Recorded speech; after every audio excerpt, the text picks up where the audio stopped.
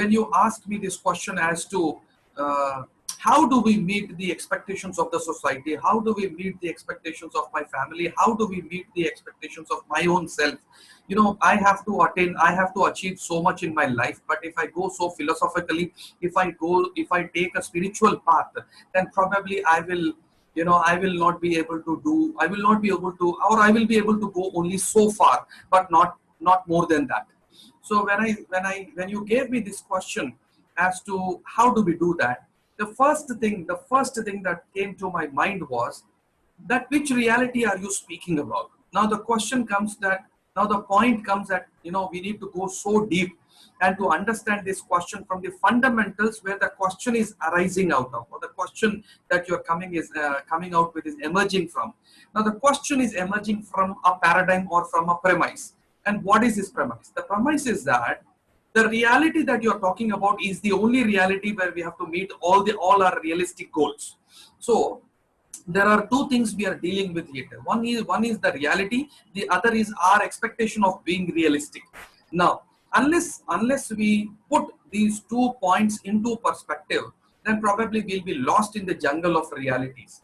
And by now, even the scientists are are convinced and have convinced themselves that there are multiple realities that we are living in, and it's not just one reality that we are living in. So let's talk about which reality we are talking about first of all, because unless we understand which reality we are talking about, then probably there is no point in understanding the very question. Today I'm going to go a little deeper to make you understand that just because the question is a realistic question doesn't mean that the question also deserves a very common and practical answer. And just because it's a practical answer doesn't mean that it always should be a materialistic answer and cannot be a spiritual answer. So today I'm going to speak, I'm going to make a blend of my philosophical perspective on this and my materialistic perspective on this. When you asked me this question as to if we really follow all these things, and if we really take such a deep dive into understanding what life is and how life functions basically, and at the same time, then how do we meet the expectations that the world is thrusting upon us, that the world is forcing upon us? This is the question. Then my question is, which reality are you speaking about? The reality which is there as it is, which I mean to say is objective reality, or the reality that the person who is speaking to you is operating within, or the reality that you see about the question or about the person who is asking this question to you. Now all these are not same, Andy. Please try to understand, all these are not same. Why? Because no two people on this planet can ever exist in the same reality. First things first, no two people can experience this life or planet or the universe itself in the same form or as a same reality, although our realities are blending and merging with each other. That means that we are coexisting. We are coexisting in a multiverse, not a universe, but a multiverse. That means that each person is living in his own universe, and all the universes are coexisting together as a multiverse. That means that is exactly why, no two people have the same experience in the same way, in the same at the same level of understanding. And that's the reason that you need to first of all put this thing into perspective. Now, whoever it is speaking to you, be it your wife or your mother or your brother or your sister or your institution or your boss or anybody, the point to understand is the reality that you are seeing is quite different from the reality that that person is seeing, which both of them are not similar to the reality that actually exists. That means when two people are making a conversation and one people is forcing his or her expectation upon the other person, the point to understand is that first of all there are three realities. One reality that the person is seeing, the other reality that you are operating from, and the third, the basic reality, which is objective reality. And that's exactly why even the psychology has accepted that nobody actually experiences the objective reality. all of us are actually, experiencing the subjective reality. And what is meant by subjective reality? We are going to discuss this in a very lighter note, but then let me tell you, if you understand, an objective reality is that reality which exists, which does not have any opinions, which does not have any expectations, which does not do anything. It is a reality, that's all.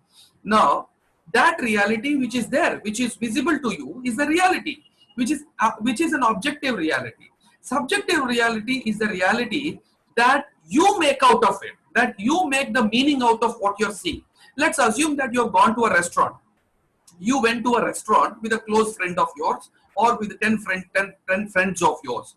Now, when you enter that ambience, let's see it this way. I like an environment which is not so well lit, which is very dark, and which is only candle lit.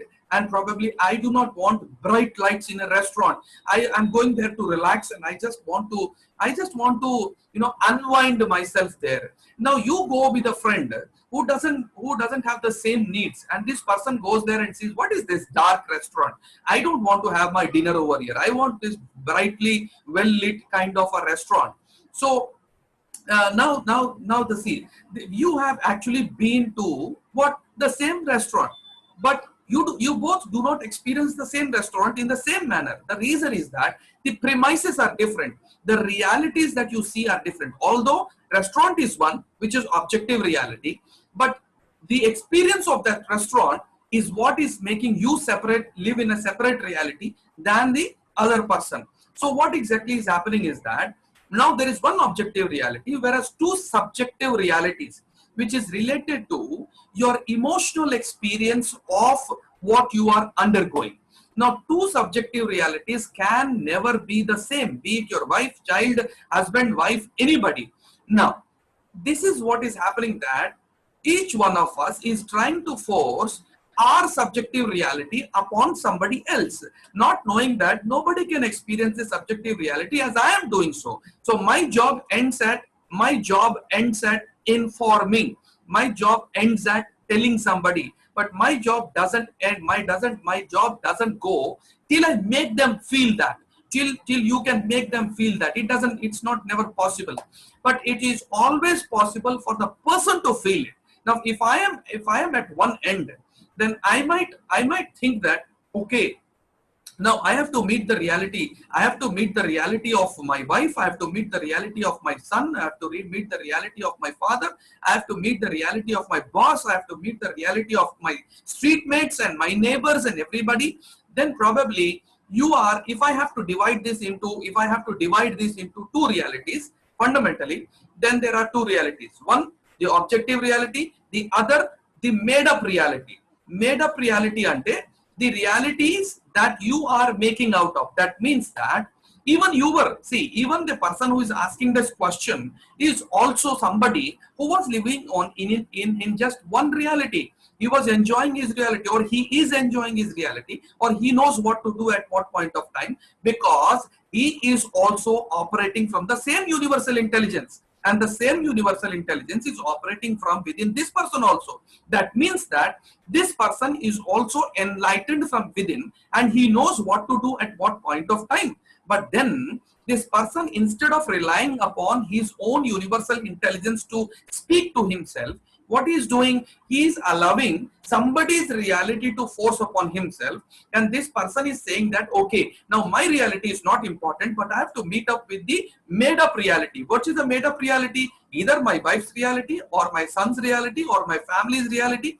Now some made up reality. Now out of all their expectations, what you did is, you invited them, you accepted them mentally, and you said that this is my made up reality, and I have to meet the expectations of this made up reality. Now please understand that this made up reality is not exactly same as the actual existing reality. Let's assume that I am not well. Let's assume that I am not well, and I don't want to work for a while. I just want to unwind for a while, and I want to relax. Now my friend, who is very overactive, who is very over enthusiastic, and who is very action oriented person will say, idiot, you don't live life this way. You have to be very active. You have to get up at 5 o'clock in the morning. You have to join this thing. You have to join that thing. You should do yoga. You should do exercise. have a big cup of green tea, because green tea helps you, gets you into the momentum, and all these, all these things that he believes in. So now ask this person about an opinion about you, and this person will say that, you're a lazy person, and lazy people have never achieved anything in their life. Now, if this person were real, assuming that this person were real, then what are you going to talk about all the saints and sages who have been meditating for hours and hours in the forest? Are they all lazy? Have they not been enlightened? Have they not seen the truth of life? Have they not awakened to the reality of life? That means that there is something that we are doing and we are not doing. The two things are, there is something that we are doing, there is something that we are not doing. Now, what is that we are doing and what is that we are not doing? The thing that we are doing is that we are giving emphasis, we are placing huge emphasis on the made up reality than the existing original reality. And what is this made up reality made up of? This made up reality is made up of others' expectations, others' opinions, your opinions added to that, exaggerating the situation, you looking at made up reality through a magnifying glass as if that is the only truth and there is no other side of the truth, and you are looking at life from outside in approach. Now, anytime you look at life from outside in approach, then probably you are looking at the made up reality, and that reality that is coming out of you, you are ignoring it. I mean, you don't place emphasis on that because you think that who's wanting it? Who's wanting to know about it? The thing is, who's wanting to know about that is also a question that is coming out of a premises that unless somebody considers them worthy, then my question is unworthy.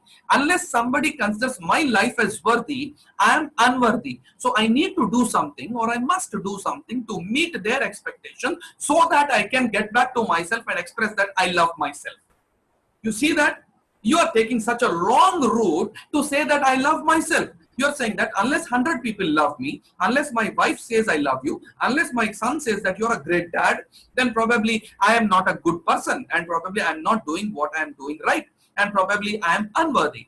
And as long as you get trapped in this being, not enough, and as long as you start riveting and establishing the fact that the made up reality is the only reality, and that your reality is unworthy, the reality that you are seeing is not as worthy as the reality of your wife or your son or your daughter or your husband, anybody. So what is that we are doing? We are placing huge emphasis on the made up reality than the existing. So how do we understand what this pattern is? How do we understand that? How do we fall into this? How do we fall into this trap of getting caught in the made up reality? Now, this is something that should be an eye opener, or probably something that you can entertain for a while in your own minds. And this is something that I wrote in my book. This is the trio of reality, and this is three things that only make a reality. Now, whether it is a factual reality, or it is your reality, or it is somebody's made up reality, the reality that you experience, I would say the reality that you experience is fundamentally made up of only three things, and they are thought, thinking, and feeling.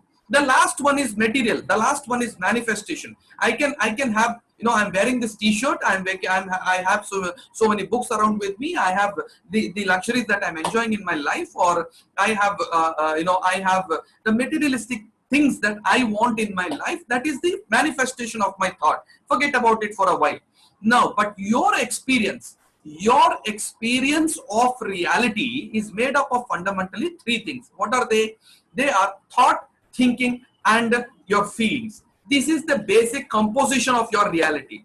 And people have not divided between the thought and the feeling. They always think that I am experiencing the thought, and they forget that there is something one step deeper and one layer deeper where you are experiencing. See, thought is the basic substance that you and me are made up of. This is fundamental. Thought is that, if I show you an image, and if I show you a digital image, and if you start expanding that image, what do we call it? We call it the image is getting pixelated. What is why it is called pixelated? Because the basic thing that the the basic thing that the image is made up of, composed of is actually called pixel. So now when you go to the deepest level of that image, it is made up of pixels, and this pixel which you are talking about in the reality is your thought. That means that your image, the image of reality that you are experiencing, is made up of pixels, and these pixels are thoughts.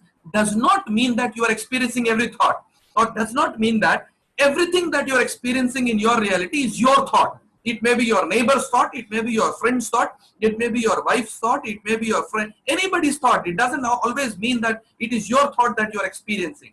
And people always are in a subjective opinion that it's my thought, it's my thought. Oh, I'm living in my reality. Oh, I'm experiencing my thoughts. Well, that's probably a big lie, and something that people haven't woke up to, thinking that they are experiencing their own thought. It can be, yeah, but when it passes through you, when the thought passes through you, at that moment it still is a thought, and you have not yet experienced the thought. When you start experiencing thought, when you make thinking out of thought. Now listen carefully. When only you start focusing on the thought, and when you start allowing life force to get injected into that thought, that is when you get into the process of thinking. And that is when you start the process of manifestation, creation, or adding energy or life into that thought. That is when you start bringing that thought into life. And what happens when you start bringing that thought into life? You get into the thinking process. So you sit, okay, what is my wife thinking right now? Okay, why did she say that? What did my son say? Or probably what was my son's non-verbal communication today? I know. And they're looking at me like, in a certain way. My wife, my father-in-law looks at me in a certain way. My mother-in-law, my mother only looks at me in a certain way. What could be the meaning of this? Or what are probably they thinking about me? And what should I do probably about what they are thinking about me? Do you see how deep you have gone from understanding that your reality is different and their reality is different and the actual reality is different? You have gone to an extent of thinking about what should you do, about what are they thinking, about what are you experiencing. Do you see how deep you have taken the process of thought? And you are also thinking about something that they are thinking about your actual reality, which they can never experience, which they can never know what you are going through. And you are trying to match up. Now you are going to you are trying to match up your reality to their expectations, which can never be possible and which can never be achieved. Let's assume that you have done that. Let's assume that you have done that, and you met up with the reality of your wife. And what have you done? You know what you have done? You have gone far away from your own authentic reality. You have gone far away from your own authentic self, and you are trying to meet somebody's existence and somebody's reality and somebody's self. Well, although from a spiritual perspective this all might be same, but the point is that you are running away from your own authentic self, and you are trying to become someone or become somebody that you never wanted to in the first place, or you did not get a gut feeling, or you did not get an intuitive feeling from your own self or from your own existence that this is what I should do. That means that then probably you are only motivated. You are motivated outside in and not inside out. And that is what you might be worried about. Now, how do you add more and more energy to that? By worrying about it, by thinking about it, and by adding anxiety to it. And then you call it a bigger name, depression. And then you spend time thinking and thinking. Off late, about a month ago, I think I posted a pic on my Facebook profile saying that you can never think your way to peace. Please understand this. You can never think your way to peace. Peace is not about thinking in a certain way. Peace is absolute unthinking. Peace is never going somewhere. Peace is coming back.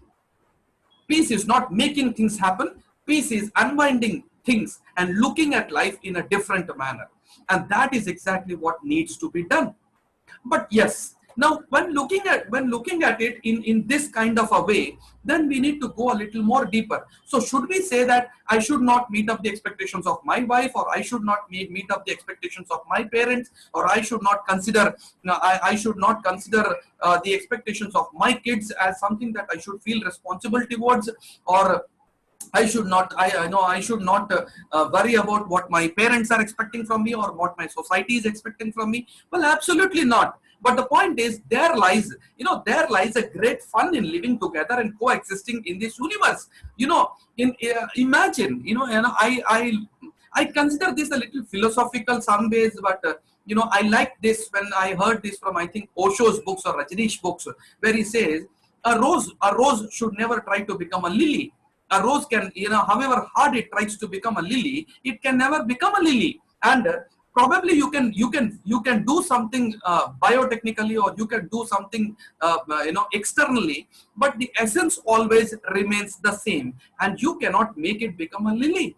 And what if you made it, what if you made it a lily? You have just killed one rose. You have just killed a rose, and you have produced another lily, which is not at all essential, which is not required. The reason is that if at all the universe wanted a rose as a lily, universe is far more intelligent than you, and it could have made a lily itself. It would not have produced another rose. That means that I don't want to deny the fact that our families do have existence, but that doesn't mean that you keep on living only life to match somebody's expectations. But having fun with that, absolutely fine. Now, how do we do that? Now, there are two ways of doing that. And then the one way which is prevalent, the one way which is there everywhere, the one way which the media teaches us, the one way that the education system is making us do. And what is that? Keep doing things, keep doing things, keep doing things in a certain way that everybody else likes except you. You see the fact? The point is, they keep on making you do things in a certain way that everybody else likes, the system likes, and then finally you need to prove that you belong to the system. You belong from the system, and that's your only time when the system is going to own you, or the society is going to own you, and then probably everybody is going to say that, yeah, he's a brilliant man, he's a super awesome man. But that is one way of doing that, and that is, I say, that is at the cost of your own authentic self. At the cost of your own authentic self, you might achieve so many things, but that is still at the cost of your own authentic self, and killing your own real self. You meet the expectations of everybody else, whoever it might be it your wife, be it your son, be it your daughter, anybody. Now this is a culture that is existing, and you can't deny the fact of it. But there is another way of doing it. There is another way of doing it, and which is what I thought is brilliant. That, once you understand that the reality that you are existing is composed of three things. Now, what are they? Thoughts, thinking, and feeling. The moment it has come to feeling level, a thought has come. Now tell me, on an average, if a person has about 60,000 thoughts crossing him every day, do you mean to say that we are feeling every thought? Absolutely not. If we really had been feeling every thought, we would have exploded by now. Our bodies would have exploded by now. That means that there are a number of thoughts which come and which we consciously let them pass. We don't do anything about them, and they don't need us to do anything about them. They just pass through us. And we also know that we saw somebody passing by us, we saw a train going, we saw a flight going, we saw a bus going, and we know that because we think about that for a moment. And there is a thought that passes by. Okay, what a wonderful vehicle, what a beautiful building, what a beautiful bungalow, what a beautiful lady that just passed by. But the point is that you don't keep on thinking about it forever, and you say that, okay, done, what next? Now you need to understand that unless you bring that thought home, that means unless you push more and you allow more life force into that thought, it doesn't get converted into thinking. Now, once thinking has started, this is also a stage where I can divide this into two stages. There are times you can catch yourself thinking about something in just 1 or 2 minutes. and you can understand, oh, now I'm getting into thinking. So once you know that I am getting into thinking, there is still a choice. What you can be there, you can stay there thinking and thinking, or you can be aware that, oh, unnecessarily I am just adding more life to it, and if I add more life to it, then I'm going to end up feeling it, because feeling is the result not of a thought. Let me tell you, feeling is not the result of a thought. Feeling is the result of the process of thinking. So when you start thinking, absolutely, when you have taken the process from stage 1 to stage 2, thought to thinking, then probably you have triggered the process of feeling. Once you have started feeling it, I'm telling you, once you have started feeling it, that means that you have entered into the stage of a made up reality. You have entered the reality that you are experiencing now, and that reality could not be right in front of you materially. Let's say that your parents are not near you, your wife is not close to you, but then what you have done is you started thinking about what your wife is thinking, or you started thinking about what your wife said yesterday or a month ago, and you are bringing that idea of what she said earlier into life today, and you are adding thinking to it, the process of thinking to it, and you have made it real for your own self. You might be lying on your bed, but the point is you are not there in your mind. You are already existing in a made up reality which you just created. And why? Because you just added more life to your thinking. So once you know this thing, this trio of creation, the moment you are feeling something, now where do you look? The moment you are feeling something, you should first understand that, okay, I'm feeling something. I don't feel good. I don't feel, I don't feel happy. Then the point is, it's not that something has happened. Let me tell you. The point is, it's not that something bad has happened. It's that you are thinking something that is making you feeling bad. You need to get to the roots of that. The moment you're feeling, your feelings are actually telling you something. Your feelings are not, your feelings can also make you do something in future. When you keep on feeling bad about somebody repeatedly over a period of time, that obviously turns into action, and then you become, you do something against them, or you provoke them to do something against you. Why? Because you made that feeling exist for so long that it had to get, it got so much momentum that it had to get you into action. And that's how it got you into action. And that's exactly where, you got into the fact that, okay, I'm experiencing something real. But the point is, you were not experiencing something real. How could it be real? Your wife said something 30 days ago, that was real. Your wife said something 30 days ago, that was real. But your wife said something 30 days ago, and you bring it to life today.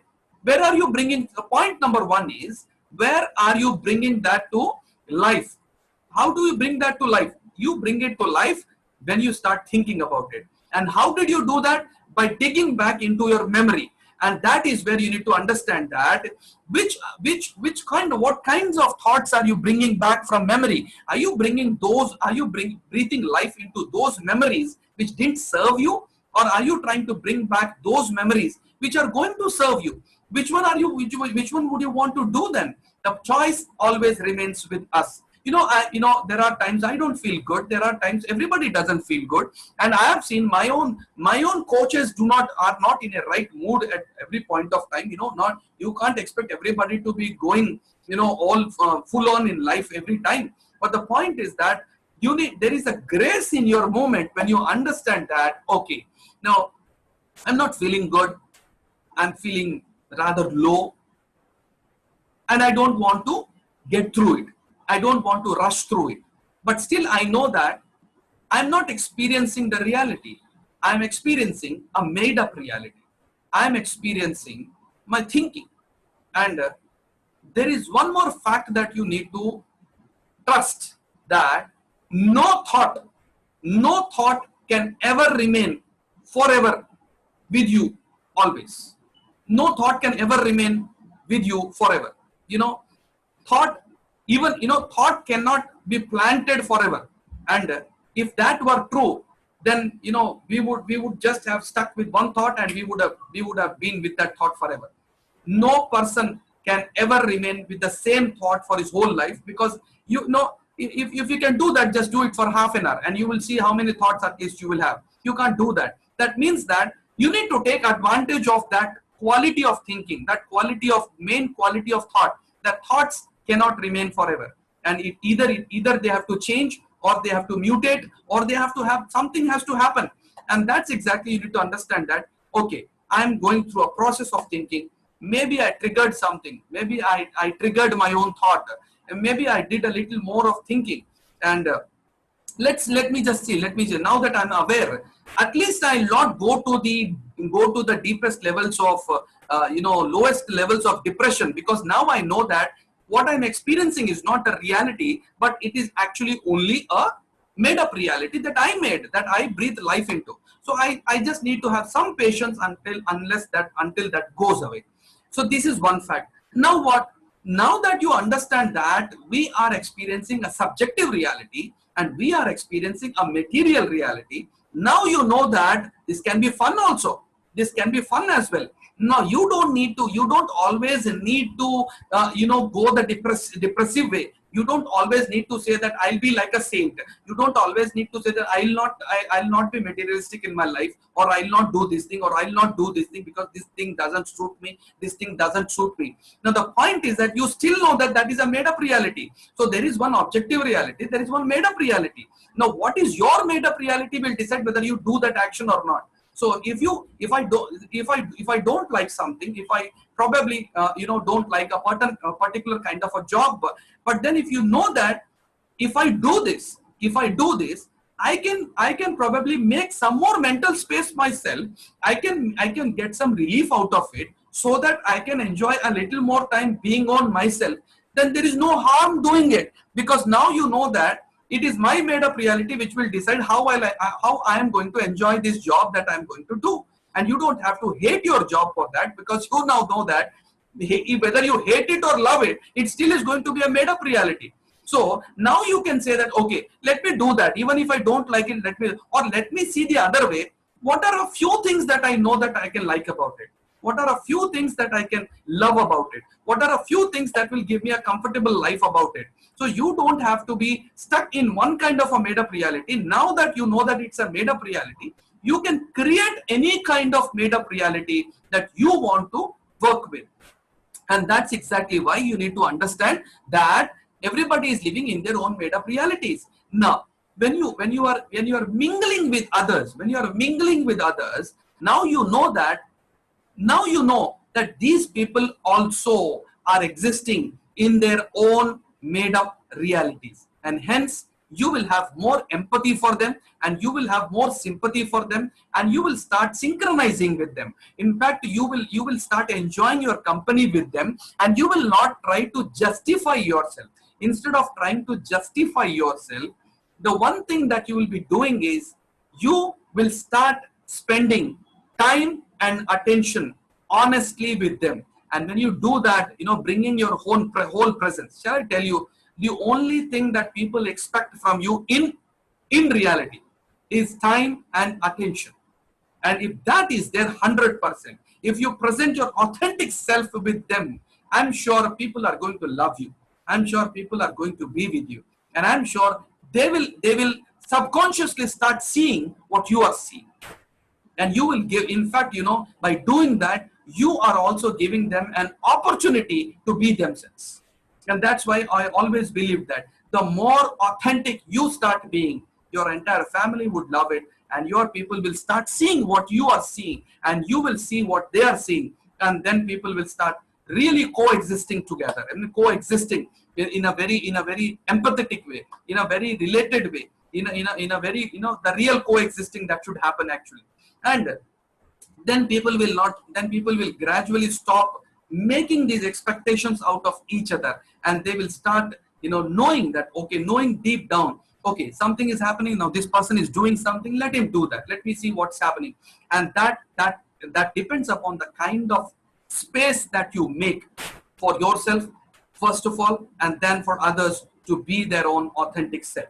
Now, what is that something can what is that something can help you do that, or can trigger this process and can help you give a start, can help you make a start in this process. And I feel that there are 4 questions I would give you, and these 4 questions are the questions that can help you make a quick start into this process of creating the made-up reality that you would love to be a part of. And the fundamental premise that these 4 questions are based upon, or they emerge out of, is that either you are doing something or you are not doing something which is making you stay where you are. And I would want you to take note of these questions, which I'll be dictating. I want to dictate these questions. I would want you to take these things and take note of these 4 questions that will definitely help you. If you ponder a little on them, and if you look, they'll help you look at life from a different perspective, and help you understand this confusion, the state of confusion that exists, and help you deal with them in a better way. Now, before I tell you these 4 questions, I would like to tell you, why do we need these questions? We need these questions because there are incomplete tasks. You know why? We know that there are a few incomplete tasks, and you are aware that there are a few incomplete tasks which I don't do, are sapping my mental energy, are dragging me down, are pulling me back. And you know that if I don't, unless I meet these things, you might have thought of doing something 1 year ago, or you might have been thinking about doing something for 4 years or 5 years. At that point of time, you could not do them. But then at that point of time, or in the last 4 years, you might have felt that, maybe after 1 year or 2 years, I might not have the need to do it. But there somewhere in the subconscious mind, you feel the pull of that. You know that, I should have done them. Now, if I do these things, then probably I'll be better. And these are what I call them, incomplete tasks.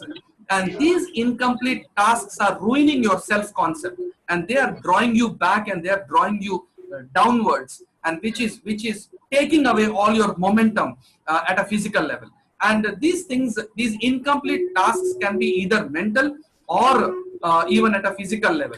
So I'll ask you to take these 4 questions, and answers can be anything from henceforth. You keep on asking these 4 questions every few days, and you will see the difference in the way you are thinking towards it. The first question is, now these questions are not to be intellectually dealt with.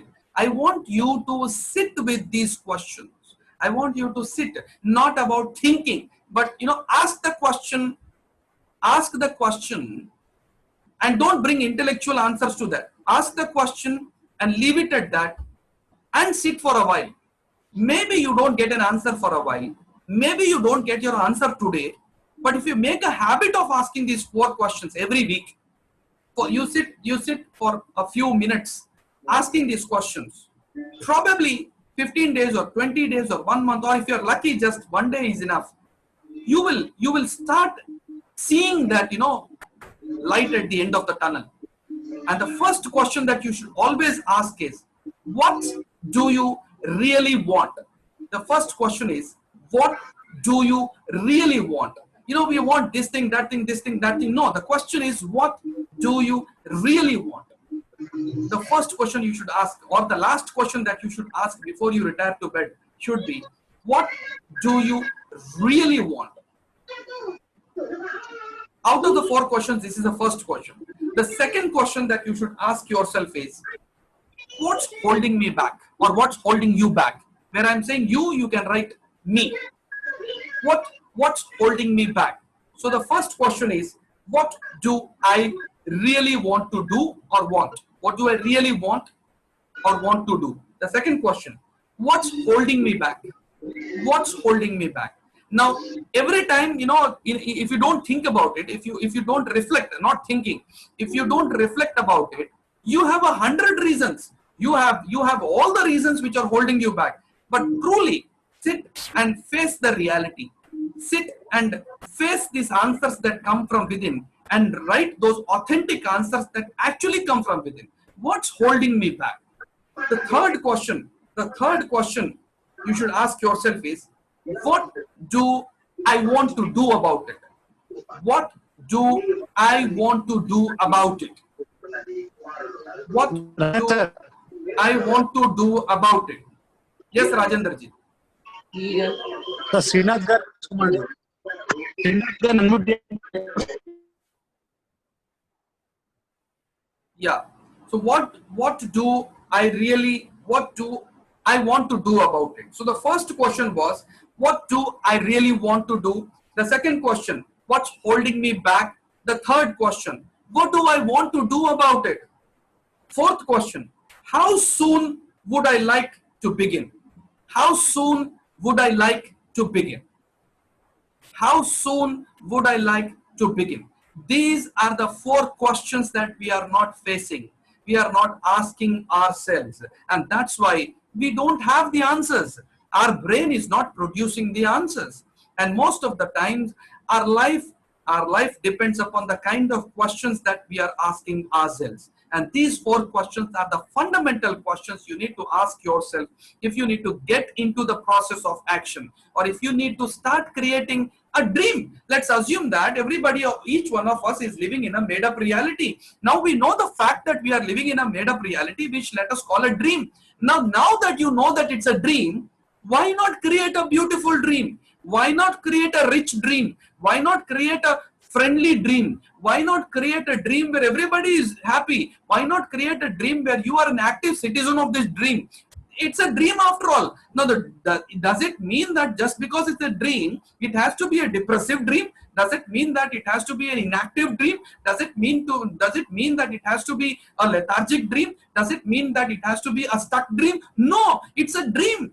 Now, when you know that it's a dream, why can't I take an active role in the dream? Why can't I become active in the dream? Why can't I still believe that it's still a dream? Now that, people, there are millions of people who feel that this is reality, and they are stuck in the reality, and they think that, oh my God, I have to do this, I have to, but they are stuck in the reality. But now you are not stuck in the reality, since you know that it's a dream, it's my thinking, it's my feeling. So there are two realities. One that you will definitely experience outside, but what you think about it is actual reality that you are experiencing.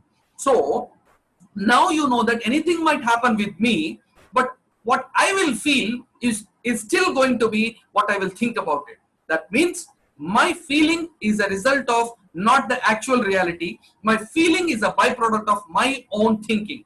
Now, when it's my thinking, why can't I become active in that? And why can't I start taking action on my dreams? Now, the point is that there might be failures again, there might be ups and downs, there might be times when I'm not in a happy mood, there might be times when I don't meet the expectations of people around, there might be times when I don't meet my own expectations, but so what? It still remains a dream. So I need to play. I need to play. So I need to get into the game first of all. And unless I get into the game, I would always be stuck in the blame paradigm. I would always be feeling that my feelings are coming from outside.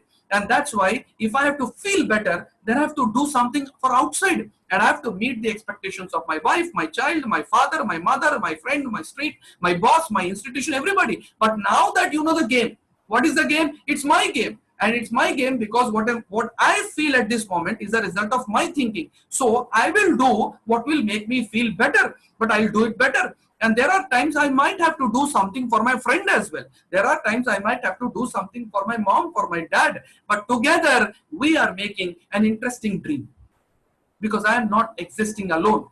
The point is, we all are creating one existence. And that's why I cannot say that I am a solo creator. I'm actually a creator with everybody. And there are times I will have to bring my creation close to somebody's expectations and close to somebody's creation. But that's fun.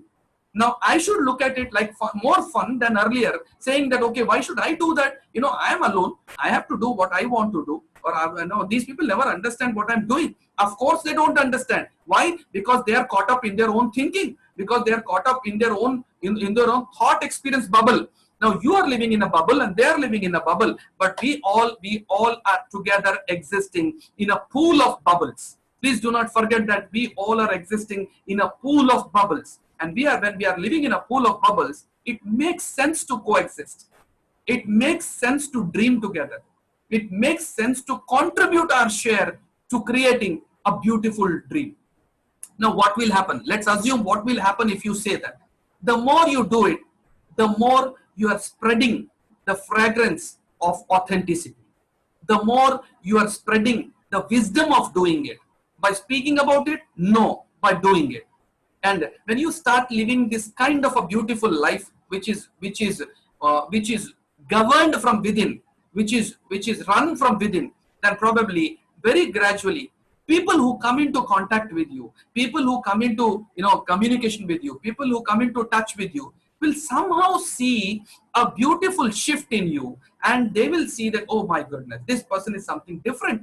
And he has such lots of fun, and he's doing so many things, he's creating so many things, and he's very interested in life. And that's how you add more value, you add more life force into the creation of this collective dream, and which is more important than my individual dream of this entire existence. And that's what makes sense when you understand the trio of creation of reality: thought, thinking, and feeling, and which is merging and syncing and intersecting with everybody's reality who are involved in your life. And what do you want to do? Nothing. Just be there. Just be with them. You do whatever you are doing, and you start getting into the tasks. You start completing all those tasks that have not been done. What could be the reason? Tell me, what could be the reason which prevented you from doing all these incomplete tasks that are holding you back in your mind? You know what? I feel that it's only one thing. It probably could be two things. One is your imagination in the form of fear. One is your imagination in the form of fear. The second could be that there is so much at stake. There is so much at risk. What? Your prestige, your ego, your knowledge, your wisdom, all that experience that you have gathered, which is stopping you from doing what you actually wanted to do. Why? Because you fear that you might fail doing it. Because you fear that something might be, the life has moved on. Because you fear that you will take a lot of time to reach where you are actually wanting to reach, and probably you are running short of time, and probably you might not reach your own expectations. So instead of saying that I am falling short of somebody's expectations, the reality is, in most cases, we are afraid that we will fall short of our own expectations. And that's why we are being very harsh upon ourselves, not doing the things and not completing the things that we should have done long back. And this is the right time to start looking in those dark corners which are frightening us to take action, and think about what is the smallest thing that I can do to start taking my action, and how can I add fun to it, or how can I change my way of looking at it in such a way that I start doing it. And that's why I said, either you need to get it done, or you need to leave it, forgive yourself for not doing it and move on, or change your way of looking at it. These are the three ways that you can deal with the incomplete tasks. The first one is either you get it done as fast as possible. You start taking action on that. The second one, you don't care about it and you forgive yourself for not having done that, and you just move on. The third one is you change your way of looking at those incomplete tasks in such a way that you start having fun doing them. And this probably is going to help you now start working on the creation that you would want to create, to happily coexist, merging, blending your expectations with the expectations of people in your life and around you. I hope this serves the purpose for the day, and I hope this is something that you can start working on to get going and make something and create something in your own life. Thank you for the day.